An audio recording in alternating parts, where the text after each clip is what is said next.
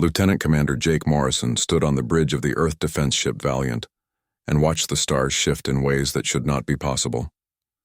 The alien vessel had appeared 3 hours ago, and every screen on the bridge showed the same impossible thing. A ship the size of a small moon hung in space above Earth, and it was beautiful and terrifying at the same time. Jake had been in the Navy for 12 years, and he had never imagined this day would actually come. First contact. Real aliens. Real spaceships that moved faster than light. Everything humanity thought it knew about the universe had just changed forever. Captain Lisa Hayes stood beside him with her hands clasped behind her back. She looked calm, but Jake knew her well enough to see the tension in her shoulders. They had trained for this scenario at the academy, but training and reality were very different things. The communication officers were working frantically to establish a clear channel with the alien vessel. So far they had managed basic mathematical concepts and some simple images. The aliens seemed friendly, but who really knew what they were thinking? The main screen flickered, and suddenly there was a face looking back at them. Jake had to stop himself from taking a step backward. The alien was humanoid in basic shape, but that was where the similarities ended. Its skin was a deep blue color that seemed to shimmer under the lights of its own bridge. 4 eyes arranged in a square pattern on its face blinked in sequence. When it spoke, the translation software turned the strange clicking sounds into English that came through the speakers with a slight delay. Greetings from the Galactic Coalition. I am Ambassador Krelthos of the Vextari people. We have been observing your world for some time, and we believe you are ready to join the greater community of spacefaring civilizations. Lisa stepped forward, and Jake admired how steady her voice sounded when she replied. This is Captain Lisa Hayes of the Earth defense ship Valiant. On behalf of humanity, we welcome you, and thank you for making contact. We have many questions. Krelthos made a gesture that the translation software interpreted as friendly agreement. As do we, Captain Hayes. Perhaps we could meet in person. I would like to visit your vessel if you will permit it. I find that face-to-face conversations are always more productive than speaking across the void of space. 3 hours later, Jake stood in the main hangar bay with a full honor guard of Marines. The alien shuttle was smaller than he expected, and it landed with barely a sound. When the door opened, Krelthos emerged, followed by 2 other Vextari who appeared to be some kind of security detail. They wore no visible weapons, but Jake had no doubt they were dangerous. The ambassador was tall and moved with a grace that seemed almost liquid. Up close, Jake could see that the shimmering quality of the alien's skin was caused by tiny scales that reflected the light. Captain Hayes greeted the ambassador formally, and then led the group on a tour of the ship. Krelthos seemed genuinely interested in everything, and asked countless questions about human technology and culture. They passed through the crew quarters and the mess hall and the engineering sections. The ambassador took careful notes on a device that floated beside him without any visible means of support. It was when they reached the training gym that things got interesting. A squad of Marines was running through combat drills, and the sound of shouted commands echoed off the metal walls. Sergeant Danny Cooper was putting his people through their paces and not being gentle about it. The Marines moved with precision and speed as they practiced room-clearing techniques in close-quarters combat. Krelthos stopped walking, and all 4 of his eyes focused on the training exercise. He watched in silence for several minutes, and Jake could not read the expression on the alien's face. Finally, the ambassador turned to Captain Hayes and asked a question that seemed genuinely confused. Why are these people training for combat? Is there a threat aboard your vessel that I should be aware of? Lisa looked puzzled by the question. No, Ambassador. This is routine training. All of our military personnel train regularly to maintain their skills and readiness. The ambassador's scales seemed to darken slightly. But why? How long have these individuals been in your military service? Jake spoke up for the first time. Sergeant Cooper over there has been a Marine for 15 years. Some of the younger ones in his squad are in their 3rd or 4th year of service. Krelthos looked genuinely shocked. 15 years? Your people serve in the military for 15 years? This seems extremely unusual. How do they manage their other occupations and responsibilities? Now it was Lisa's turn to look confused. They don't have other occupations. They are soldiers. This is what they do. The ambassador was quiet for a long moment, and Jake could almost see him processing this information. I think there has been a fundamental misunderstanding about our respective cultures. Perhaps we should continue this conversation in a more private setting. They moved to the captain's ready room, and Lisa offered the ambassador a seat. Krelthos settled into the chair in a way that suggested his species had different joints than humans. He folded his long fingers together and began to speak in a tone that was careful and measured. In the Galactic Coalition, all citizens are required to serve in the military for a period of time, usually 2 years when they reach maturity. After their service, they return to their normal lives and occupations. They can be called back if there is a need, but otherwise they are civilians. We have never encountered a species that maintains a permanent military force of professional soldiers. This concept is quite foreign to us. Lisa leaned forward with interest. So your entire military is made up of people who are essentially doing mandatory service and then going back to regular jobs? Correct. Everyone serves and everyone contributes. We believe this creates a more equal society where the burden of defense is shared by all. No one person spends their entire life preparing for war. Jake felt a chill run down his spine. He was starting to understand why the ambassador had been so confused. Ambassador, with respect, how effective is a military force that is constantly losing experienced personnel? Krelthos made that friendly gesture again. We manage quite well, Commander Morrison. Numbers matter more than individual skill in most conflicts. We have trillions of citizens across hundreds of worlds. Our forces are always sufficient. The conversation continued for another hour, and Jake learned more about the Galactic Coalition than he had ever imagined possible. There were dozens of species and thousands of inhabited worlds. Trade and culture flowed freely between them. But there was also danger. A hostile force called the Burning Swarm was expanding through the outer regions of the galaxy. They were insectoid creatures that consumed everything in their path and left dead worlds behind them. The Coalition was at war, and they were asking Earth to join them. They needed more soldiers and more ships. Krelthos explained that a major battle was coming soon, and every member species was expected to contribute forces. Earth would need to send troops to help defend a world called Threshold Prime. Captain Hayes agreed to take the request back to Earth's government, but Jake could see the concern in her eyes. He shared that concern. The ambassador clearly did not understand what humanity was offering. Earth's professional military was small compared to the conscript armies of the Coalition. But Jake had a feeling that was about to matter in ways the aliens could not yet imagine. 3 weeks later, Sergeant Danny Cooper stepped off the transport ship onto the surface of Threshold Prime and immediately decided he did not like this planet. The air smelled wrong and the gravity was just different enough to make every step feel slightly awkward. Behind him, his platoon of 40 Marines filed out in perfect formation, with their gear secured and their weapons ready. They had been briefed extensively on what to expect, but nothing quite prepared you for actually being on an alien world surrounded by alien soldiers. The landing zone was massive and filled with troops from a dozen different species. Danny could see the tall blue Vextari moving in loose groups, and there were shorter gray beings that looked almost reptilian, and others that defied easy description. Everywhere he looked there were soldiers, but something felt off about them. They moved without real discipline, and their formations were sloppy. Some were sitting around talking while others seemed to be wandering aimlessly. It reminded Danny more of a college campus than a military base. A Vextari officer approached and introduced himself as squad leader Thon Malik. He seemed friendly enough, and his English was better than the translation devices most of the other aliens were using. He explained that the human forces would be integrated into the Coalition training program for the next 2 weeks before the expected swarm attack. Danny listened politely, and then started asking questions about training schedules and equipment maintenance and tactical doctrine. Thon Malik looked increasingly confused by each question. "We train when we feel it is necessary, Sergeant Cooper. Most of our troops have completed their basic requirements already. They know how to operate their weapons and follow orders. What more is needed?" Danny bit back his first response and settled for something more diplomatic. "With respect, sir, my people train constantly. We drill every day, even when there is no immediate combat expected.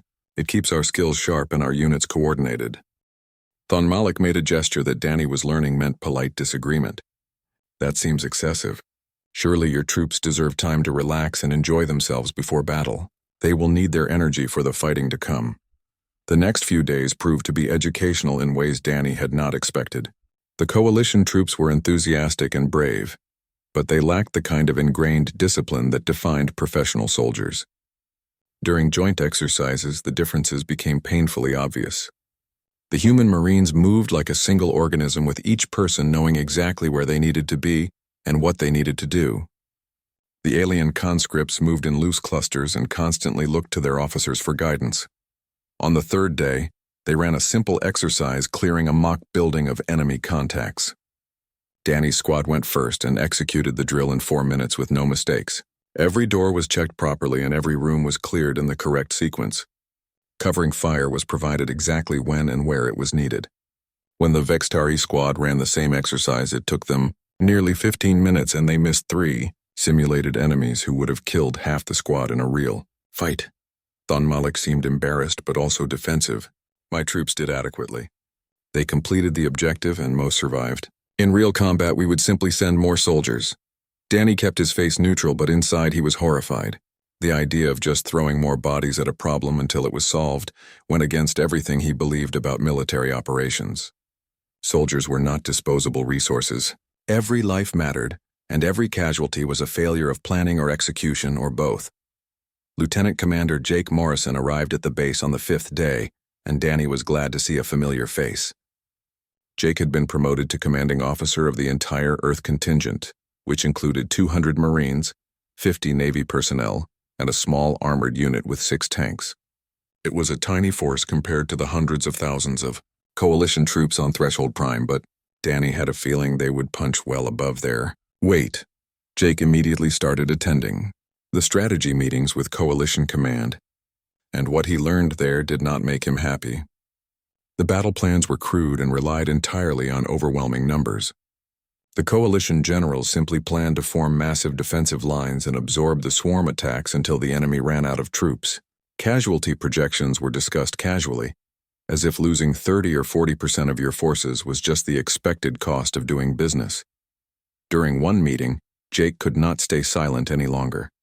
General, if I may suggest an alternative approach, we could use smaller, more mobile units to flank the swarm positions and disrupt their command structure. That would reduce our casualties significantly. The Vextari general looked at Jake with what might have been amusement. Commander Morrison, your concern for your troops is admirable but unnecessary. We have more than enough soldiers to absorb the losses. The swarm fights with numbers, and we must match them with our own numbers. Complex tactics are difficult to coordinate with. Conscript forces who serve for such short periods, Jake opened his mouth to argue further, but Captain Lisa Hayes, who was attending via video link, caught his eye and shook her head slightly. The message was clear. Pick your battles. These aliens had been fighting wars their own way for thousands of years, and they were not going to, change their entire doctrine based on the suggestions of newcomers. 2 days later, the swarm scouts arrived, and everyone got their first taste of what was coming. 3 small ships dropped into orbit and launched dozens of drop pods toward the surface. Coalition forces scrambled to intercept them, and Jake watched from the command center as the battle unfolded on multiple screens. The swarm creatures were horrifying insectoid things that moved with terrifying speed and seemed to feel no fear. They hit the coalition lines like a hammer, and the conscript soldiers broke almost immediately. It was the human forces who stabilized the situation. A squad of Marines under Sergeant Cooper was nearby when one of the swarm pods landed. Instead of panicking, they formed a defensive perimeter and laid down precise coordinated fire. Every Marine knew their sector and their lanes of fire. They called out targets calmly and reloaded without looking away from their weapons. In 5 minutes, the entire swarm force was eliminated with 0 human casualties.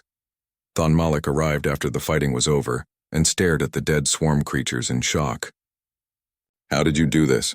We lost 20 soldiers stopping a similar landing just 2 kilometers from here. Your unit lost no one. Danny was checking his Marines for injuries and reloading magazines. He answered without looking up. Training, sir. My people have done this exact drill 1,000 times. We know how to work together and how to stay calm under pressure. It is what we do. The Vextari officer was quiet for a long moment. Your troops make it look easy. It is not easy, sir. It just looks that way because we have practiced until it becomes automatic. That is what professional soldiers do. Word of the human performance spread quickly through the coalition forces. Jake started getting requests from other units asking for human advisors to help with their training. He approved what he could, but there were only so many humans to go around. More importantly, he was starting to worry about what would happen when the main swarm force arrived. If this was how the coalition fought against scouts, then the real battle was going to be a bloodbath. Captain Kelly, Price arrived with the armored unit on the 10th day, and Jake was grateful for the additional firepower. The 6 tanks were state-of-the-art human technology, and their crews were veterans who knew their machines inside and out. Kelly herself was a hard woman who had commanded armor units in 3 different conflicts on Earth. She took one look at the Coalition defensive positions and started swearing quietly. "Sir, these positions are garbage. No interlocking fields of fire. No proper cover for the infantry. No fallback positions prepared. It is like they are planning to just stand here and die." Jake sighed and rubbed his temples. "That is essentially the plan, Captain. They are going to form a line and hold it until either the swarm breaks or they run out of soldiers." Kelly was silent for several seconds. "And where are we in this brilliant strategy?" "Secondary defensive line. About 5 kilometers behind the main force. They think it is relatively unimportant because the swarm will be stopped at the primary line." Kelly looked at him with an expression Jake knew well. It was the look of a professional soldier who knew they were being set up for disaster, but had no choice but to follow orders anyway. "How long until the main force arrives?" "Intelligence says 3 days. Maybe 4. Then we better get to work fortifying our positions, sir. Because I have a bad feeling about this." Jake could not argue with that assessment. The burning swarm arrived exactly when Coalition intelligence said they would, and they came in numbers that made Jake Morrison's blood run cold. The sensors showed hundreds of ships dropping out of faster-than-light travel, and within minutes the sky above Threshold Prime was dark with landing craft. The main defensive line stretched for nearly 50 kilometers and held almost 300,000 Coalition troops from a dozen different species. It should have been more than enough to stop any attack, but Jake had seen how these troops fought and he knew what was coming. The first wave hit the Coalition, lines like a tsunami of teeth and claws and chitinous armor. The swarm creatures were nightmares made flesh, and they came in such numbers that the ground itself seemed to move. They were each about the size of a large dog, but they moved faster than anything that size had a right to move. Their mandibles could tear through armor plating, and they fought with absolutely no regard for their own survival. The Coalition troops opened fire and thousands of swarm creatures died in the first minutes, but thousands more kept coming. Jake watched from the command post as the battle unfolded on the tactical displays. At first the Coalition line held, and their sheer numbers seemed like they would be enough.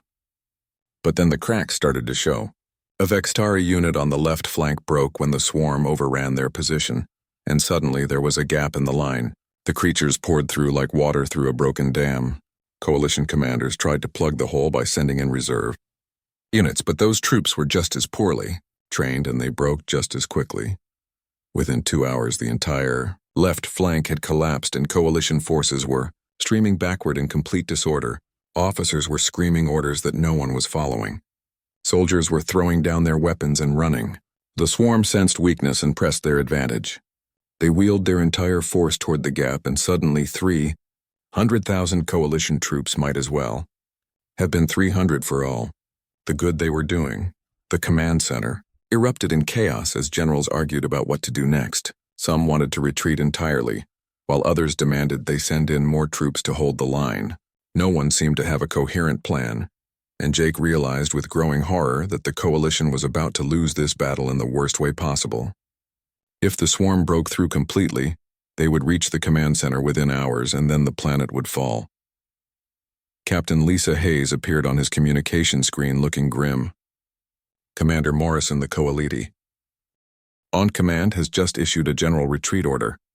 All units are to fall back to the secondary defensive line immediately." Jake felt his stomach drop.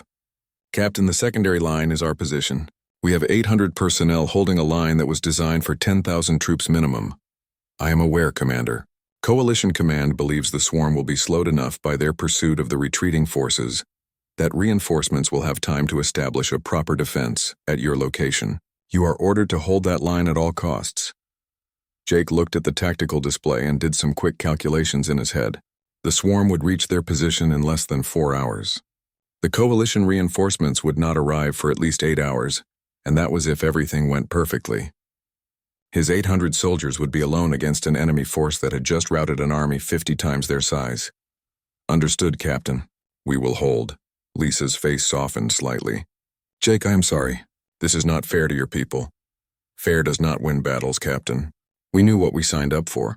Morrison out. He closed the channel and immediately started issuing orders. Every human on Threshold Prime needed to know what was coming, and they needed to be ready. Sergeant Danny Cooper received his orders without question and began moving his Marines into their prepared positions. Captain Kelly Price started her tanks and positioned them at key points along the defensive line where their firepower would do the most good. Every engineer began setting up additional obstacles, and every medic began preparing for mass casualties. Jake walked the line and spoke to his people. He saw fear in their eyes, but he also saw determination. These were professional soldiers who had trained their entire adult lives for moments exactly like this. They knew the odds, and they knew what failure would mean, but not one of them suggested retreating. They would hold because that was what they did. They would fight because that was what they were. The swarm appeared on the horizon as a dark mass that seemed to cover the entire landscape. Behind them came scattered groups of coalition soldiers still fleeing in panic. Jake gave the order to let the retreating troops pass through their lines, but not to break formation. The humans held their positions and watched as thousands of alien conscripts ran past them heading for safety that might not even exist. Then the swarm hit them, and everything became noise and fire and controlled chaos. The creatures came in waves that never seemed to end, and they threw themselves at the human positions with suicidal fury. But unlike the coalition conscripts, the human soldiers did not break. They held their positions and fired in controlled bursts. Every shot was aimed, and every shot found a target. When one Marine ran low on ammunition, another was already passing them fresh magazines. When a position became threatened, soldiers shifted to reinforce it without needing orders. Sergeant Cooper's platoon anchored the center of the line, and Danny moved among his people like a ghost. He was everywhere at once, directing fire and calling out targets and pulling wounded soldiers back to the medics. A young Marine named Billy Chen froze when a swarm creature got within meters of their position. Danny shot the creature dead and then grabbed Billy by his vest. "Stay with me, Chen. Remember your training. Breathe and aim and fire. You can do this." Billy nodded and got back on his weapon. 2 minutes later, he saved Danny's life by killing a swarm creature that had gotten behind their position. They did not speak about it because there was no time, but Danny made a mental note that the kid had earned his place. Captain Kelly Price and her armor unit became the hammer that broke swarm formations before they could concentrate their forces. The tanks moved between prepared positions using ground that the engineers had reinforced specifically for their weight. They would appear suddenly and unleash devastating fire, and then disappear before the swarm could react. Kelly commanded her unit with precision that came from years of experience, and her crews responded like they were extensions of her own mind. Jake coordinated everything from a fortified command post that gave him clear sight, lines across the entire defensive sector. He watched the battle unfold on multiple screens and listened to dozens of radio channels simultaneously. His mind processed information faster than he had ever managed before, and he made decisions in seconds that would normally take minutes. He rotated tired units off the line before they became ineffective. He shifted ammunition supplies to where they were needed most. He called in artillery strikes on swarm concentrations with devastating accuracy. The hours blurred together into one continuous fight, and Jake lost track of how long they had been holding. His throat was raw from shouting orders, and his eyes burned from staring at the screens, but he could not stop. Every decision he made meant life or death for his people. Every mistake would cost lives. The weight of command had never felt heavier, but he carried it because that was his job. A Marine lieutenant named Chris Palmer came running into the command post with blood on his uniform. "Sir, the eastern flank is being hit hard. We are holding, but ammunition is running low." Jake checked his supplies inventory and made a decision. "Pull ammunition from the western reserves and get it to Palmer's position now, and get that man a medic." "I am fine, sir. Just some scratches." "I did not ask, Lieutenant. You are no good to your Marines if you bleed out." "Get patched up and get back out there," Chris grinned despite the situation. "Yes, sir." Jake allowed himself a brief moment of pride. His people were performing beyond anything the Coalition had thought possible. 800 soldiers were holding a line against an enemy that should have crushed them in minutes. They were doing it through training and discipline and sheer professional competence. This was what a real military could accomplish when every soldier knew their job and trusted the people beside them. But Jake also knew they could not hold forever. His people were human, and humans got tired. Ammunition was running low despite careful rationing. The swarm seemed endless, and they showed no signs of stopping their assault. If the coalition reinforcements did not arrive soon, then all their skill and courage would not matter. They would be overrun through simple mathematics.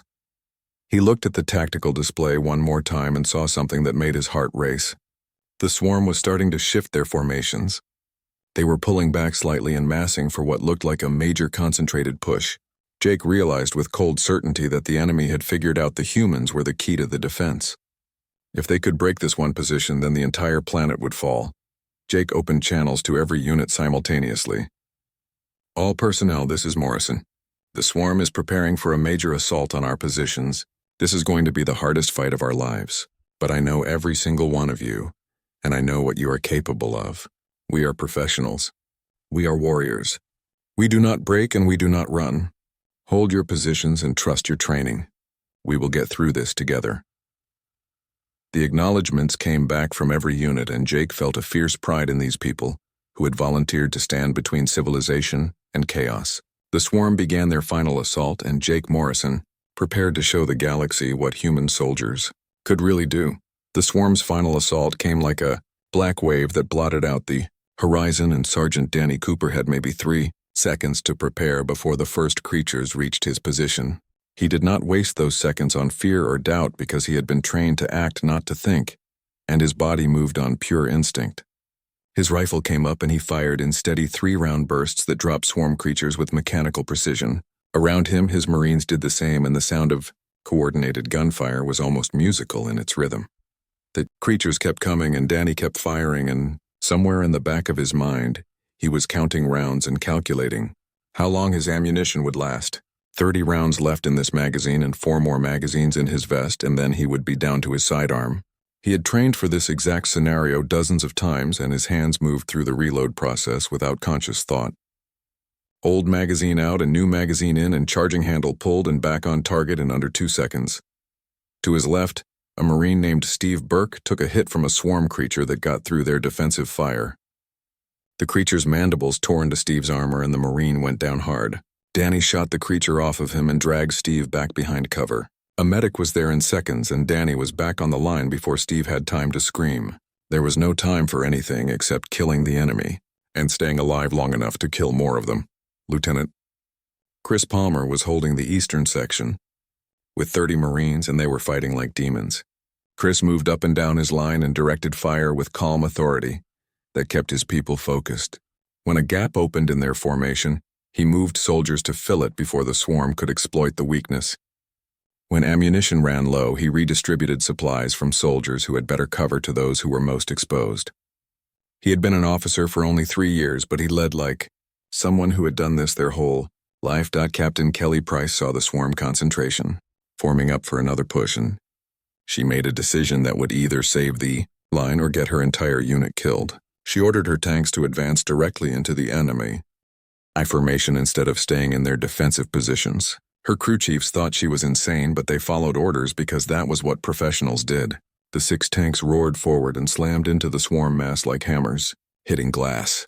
The tanks fired their main guns, point blank into the densest enemy formations, and the explosions tore through hundreds of swarm creatures at once. Machine guns on the tank turrets swept across the battlefield and cut down anything that tried to climb aboard. Kelly's own tank crushed swarm creatures under its treads, and her gunner fired until the barrel of the main gun glowed red-hot. They broke the enemy charge through sheer aggressive violence and then retreated back to their positions before the swarm could regroup. Jake Morrison watched the tank assault from his command post and felt his heart trying to beat out of his chest. Kelly had taken an insane risk, but it had worked, and the swarm advance had stalled for precious minutes. He used those minutes to rotate 2 exhausted Marine squads off the line and bring up fresh troops. The soldiers who came off the line were hollow-eyed and shaking, but none of them had broken. They took 10 minutes to rest and reload, and then they were ready to go back into the fight. The coalition observers who had stayed behind to monitor the battle were staring at their screens in disbelief. Ambassador Kreltho stood beside Jake and watched the human defensive line hold against odds that should have been impossible. The ambassador's 4 eyes blinked in sequence, and when he spoke, his voice was quiet and filled with something that might have been awe. Commander Morrison, how are your troops doing this? We sent 300,000 soldiers against this enemy, and they broke in hours. You have held for nearly a day with less than 1,000. Jake did not take his eyes off the tactical display when he answered. Training ambassador. Every person on that line has spent years learning how to fight as part of a team. They trust each other and they trust their leaders. They know that if they hold their position, then the people beside them will hold theirs. That trust is worth more than any amount of numbers. Krelthos was silent for a long moment. I am beginning to understand what Captain Hayes meant when she spoke of a professional army. Your people have made war into a discipline rather than simply a duty. War is the most serious thing any society can engage in, Ambassador. It deserves serious people who take it seriously. Another wave hit the defensive line, and Jake watched his people respond with the same disciplined violence they had shown for hours. A young Marine named Amy Grant was firing her weapon with tears streaming down her face because the soldier beside her had just died. But her hands never shook, and her aim never wavered. She would grieve later because right now she had a job to do, and people depending on her. Sergeant Cooper's voice came over the radio, and there was an edge to it that Jake had never heard before. Command, this is Cooper. We are down to less than 20% ammunition. I can hold for maybe another 30 minutes, and then we are going to be fighting with rocks. Jake checked his overall supply situation and felt his stomach sink. Every unit was reporting the same thing. They had been fighting for so long and so intensely that they were running out of bullets. He made a decision that he knew might cost lives, but there was no other choice. All units, this is Morrison. Fix bayonets and prepare for close combat. We hold this line no matter what it takes. The order went out across the entire defensive position, and 800 human soldiers attached blades to the ends of their rifles. It was an ancient solution to a modern problem, but it was all they had left. If the swarm came again in force, then the humans would meet them with steel and determination and nothing else. But the swarm did not come again in force because something had changed on the battlefield. Jake saw it on the tactical display before anyone else noticed. The enemy formations were pulling back and regrouping, and their assault had lost its momentum. The creatures were still attacking, but without the coordinated fury they had shown before. Jake realized what had happened, and he felt a fierce joy spread through his chest. They are exhausted. The swarm pushed too hard and too fast, and now they are running out of steam. They thought they could break us quickly, and when we held, they did not have a backup plan. Captain Lisa Hayes appeared on his screen, and her face was tight with controlled emotion. Commander Morrison, I have just received word from Coalition Command.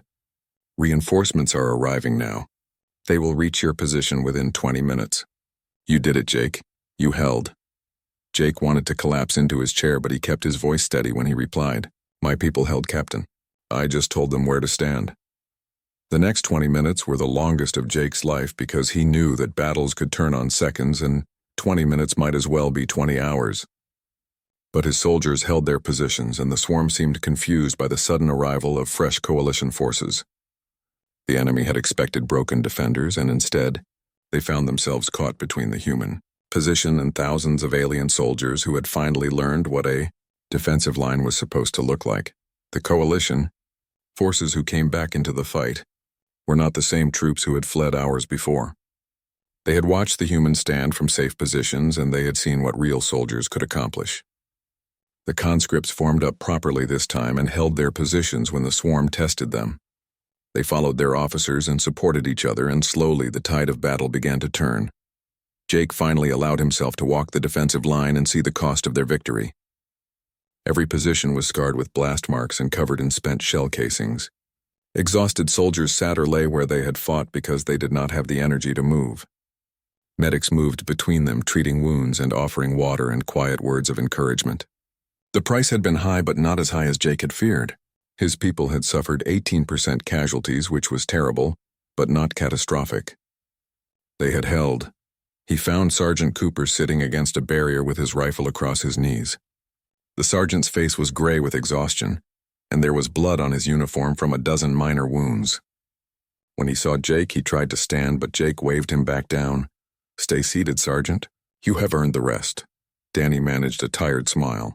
We held, sir. I honestly did not think we could, but we held. You held because you are a professional sergeant. You and every Marine under your command. I am proud of all of you. The kids did good, sir. Better than good. They were amazing. Jake looked around at the young faces covered in dirt and blood and exhaustion. They learned from the best sergeant. You trained them well. He moved on down the line and stopped at each position to speak with the soldiers. He thanked Captain Kelly Price for her insane but effective tank charge. He commended Lieutenant Chris Palmer for holding the eastern flank.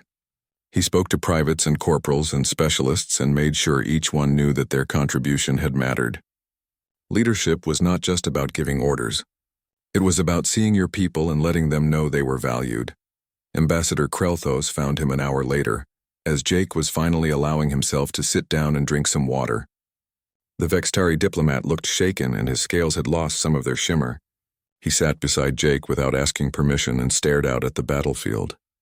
I need to understand, Commander Morrison. How did your people do this? What makes human soldiers so different from everyone else in the galaxy? Jake took a long drink of water and thought about his answer. We are not different, Ambassador. We are just professional. We train constantly and we take our jobs seriously. Every soldier on that line chose to be here and chose to dedicate their lives to being good at war. That choice makes all the difference. The battle for Threshold Prime ended 3 days after the human stand, and the final casualty reports made Jake Morrison sick to his stomach. The coalition forces had lost nearly 120,000 soldiers in the fighting. Entire divisions had been wiped out, and some species had lost almost half of their contributed forces. The swarm had been defeated, but the cost had been staggering. In contrast, the human forces had lost 140 soldiers killed and another 300 wounded. It was still too many lives lost, but compared to the coalition numbers, it was almost miraculous. Jake sat in a coalition medical tent beside a Marine named Billy Chen who had lost his left arm in the final hours of fighting. Billy was drugged up on alien painkillers, but he managed a weak smile when Jake pulled up a chair. The young Marine had performed with incredible courage during the battle, and Jake had already started the paperwork to get him a medal. How are you feeling, Billy? Like I got hit by a truck, sir, but the docs say I will be fine. They can fit me with a prosthetic that is supposed to be as good as the real thing. That is good to hear. You did excellent work out there, Marine. Your squad leader tells me you saved at least 6 lives during the fighting. Billy looked embarrassed. I just did my job, sir. Same as everyone else. You did more than your job, Billy. You are a credit to the Corps and to humanity. I am proud to have served with you. After Billy fell asleep, Jake moved through the rest of the hospital tent and spoke with other wounded soldiers. He spent time with each one and made sure they knew their sacrifices had mattered. Command was about to more than tactics and strategy. It was about caring for the people under your authority and making sure they knew they were valued as individuals, not just as numbers on a roster. Ambassador Krelthos requested a formal meeting 2 days after the battle ended, and Jake found himself sitting in a conference room with the Vextari diplomat and several coalition generals. The atmosphere was strange because the aliens kept staring at him like he was some kind of exotic creature they had never seen before. Krelthos opened the meeting by doing something Jake did not expect. The ambassador stood and bowed deeply in a gesture of profound respect. Commander Morrison, on behalf of the Galactic Coalition, I offer my sincere gratitude and apologies. Your forces saved this planet and possibly this entire sector. Without your stand, the swarm would have achieved total victory. I also apologize for underestimating your capabilities. We did not understand what we were seeing when we observed your military. Jake shifted uncomfortably in his chair. There is no need to apologize, Ambassador. You could not have known what a professional military could accomplish because you had never seen one before. One of the coalition generals spoke up, and his translator rendered his voice as gruff and direct. We need to understand your methods, Commander. The difference in performance between your troops and ours was not just significant. It was the difference between victory and defeat. How do you train soldiers to fight like that? Jake spent the next hour explaining human military doctrine and training methods. He talked about boot camp and advanced schools and constant drilling. He explained how human soldiers spent years learning their craft and how units trained together until they moved like single organisms. He described promotion systems based on merit and experience rather than just time served. The coalition officers took notes and asked hundreds of questions. A Vextari general who had watched the battle from orbit finally asked the question that everyone was thinking. But Commander Morrison, how do you convince people to spend their entire lives as soldiers? In our cultures, military service is seen as a burden that everyone must share. The idea of choosing war as a career seems almost incomprehensible. Jake leaned back and thought about his answer carefully. In human history, we tried both systems. We had conscript armies and we had professional armies. What we learned is that when you let people volunteer and then train them properly, you create something far more effective than forced service. My Marines chose to be Marines. They wanted this life and they worked hard to be good at it. That choice and that dedication creates a level of skill that you cannot achieve with mandatory service. The meeting continued for hours, and by the end, the coalition leadership had made a decision. They would begin forming professional military units using human advisors and trainers. It would take years to fully implement, but they finally understood that quality mattered more than quantity when it came to military forces. Krelthos asked Jake if he would be willing to help establish the new training programs, and Jake agreed on the condition that his people could return to Earth first. They had earned time with their families. Captain Lisa Hayes arrived on Threshold Prime a week later, and Jake had never been happier to see anyone in his life.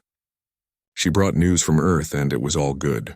The human government was being flooded with requests from coalition species asking for military advisors and trainers. Earth had gone from being the newest member of the galactic community to being respected as having one of the most effective militaries in known space. Lisa also brought promotion orders, and Jake found himself suddenly holding the rank of full commander, with a posting to the new Coalition Military Academy as Chief of Tactical Instruction. Congratulations, Commander Morrison. You have earned this promotion several times over. The Admiralty is very pleased with your performance. Jake looked at the orders and felt a mix of pride and exhaustion. Thank you, Captain. Though I have to admit I would rather go home and sleep for a month. Lisa smiled. You will get your leave, Commander. 3 months back on Earth before you have to report to your new posting. Your people have earned their rest, and so have you. The human forces left Threshold Prime 2 weeks later, and Jake stood on the transport ship, watching the planet shrink in the viewport. Sergeant Danny Cooper stood beside him with his arm in a sling from a wound that was still healing. They did not speak for a long time because there was nothing that needed to be said.